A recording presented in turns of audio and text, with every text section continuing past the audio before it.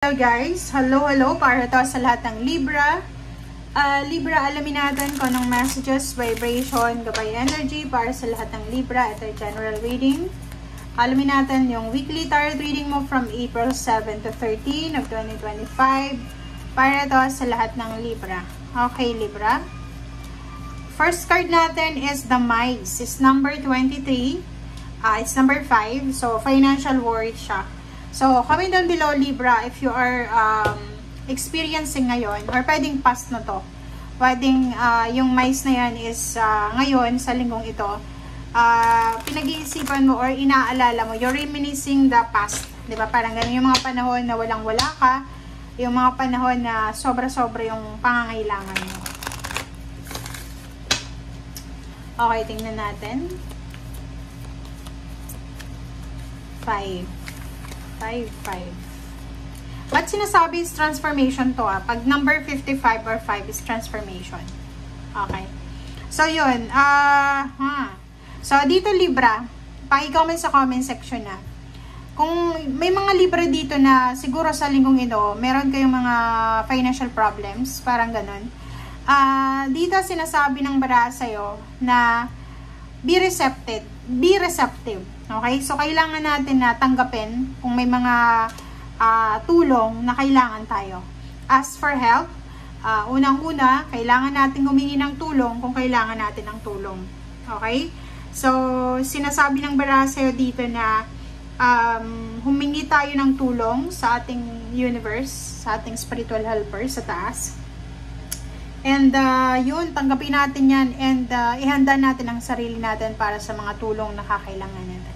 And isipin mo na yung paghingi ng tulong ay hindi yan kababaan ng loob or anything. Kasi minsan, di ba yung iba, parang sinasabi nila, naku, ayokong humingi ng tulong kasi pakaisipin nila, weak ako, ganyan-ganito. Okay? So dito, sinasabi ng bara sa'yo na if you're experiencing financial problems, emotional problems, ask for help.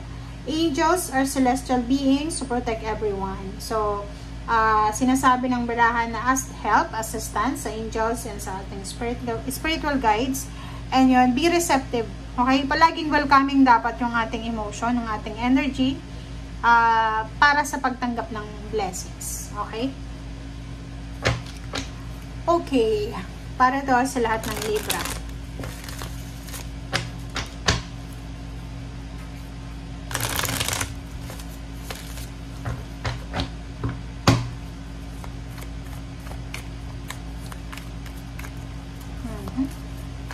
Oops, sorry. Libra.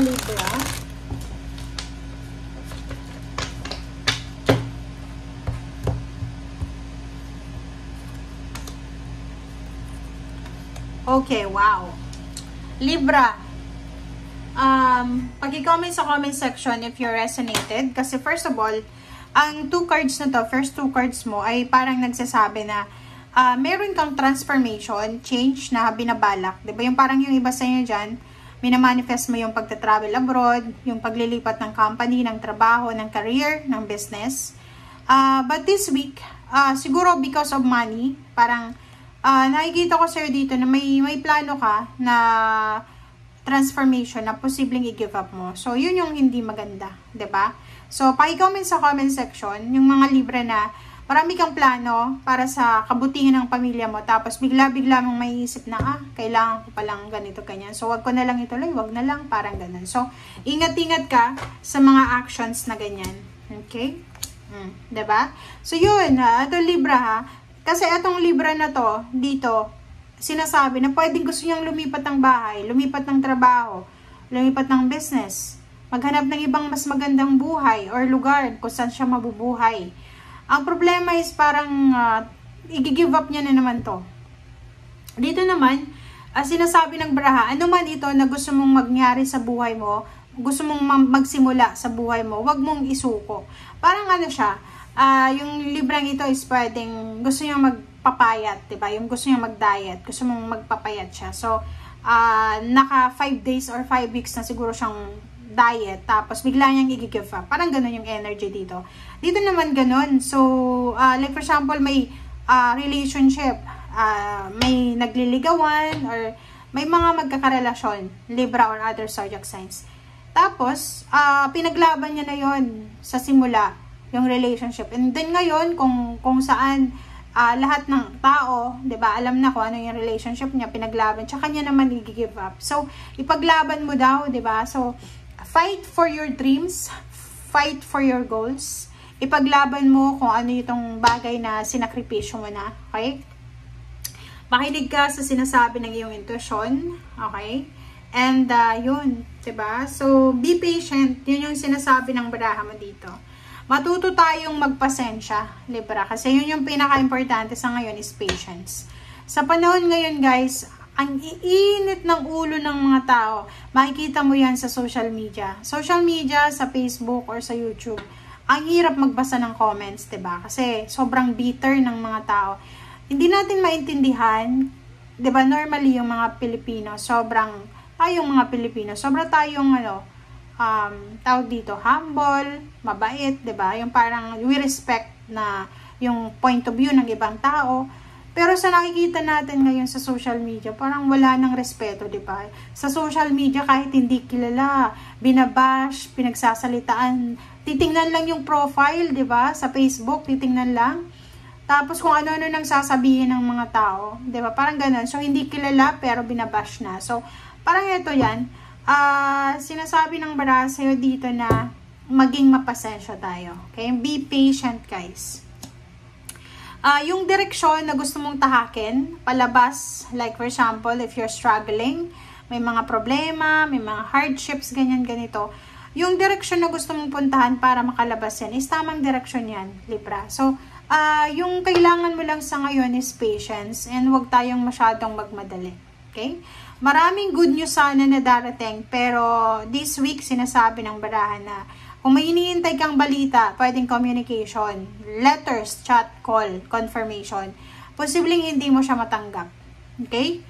And nakikita ko sa'yo dito na maraming mga pinagdaanan yung Libra na to para makasurvive siya. So, pwedeng mga ilang taon na siyang nagsasuffer emotionally or nagsasuffer siya sa financial, nagsasuffer alone, but nakikita ko siya dito na makakasurvive ka pa, diba? So, parang wag kang magmamadali, okay? 8 of Cups, pwedeng may aalis, and syempre malulungkot ka na naman, mahuhumsik ka. And nandito yung King of Wands, yung aalis na to ay aalis siya dahil sa trabaho. So, pwedeng may isang tao na malapit sa'yo na aalis siya para maghanap buhay or maghanap ng trabaho. Okay, Queen of Cups. So, sinasabi nandito yung King of Wands and Queen of Cups. Talagang sinasabi sa'yo ng barahan na sa kahit anong estado ng buhay mo, mapa-love life man yan, trabaho, negosyo, or kahit sa pang-araw-araw nating pamumuhay, sinasabi ng baraha sa atin na kailangan natin daw na maging mapasensya. Okay? Sa usaping relationship, may mga relationship dito guys na posibleng magsisimula kung single ka, or looking for a relationship, may mga relationship na magsisimula.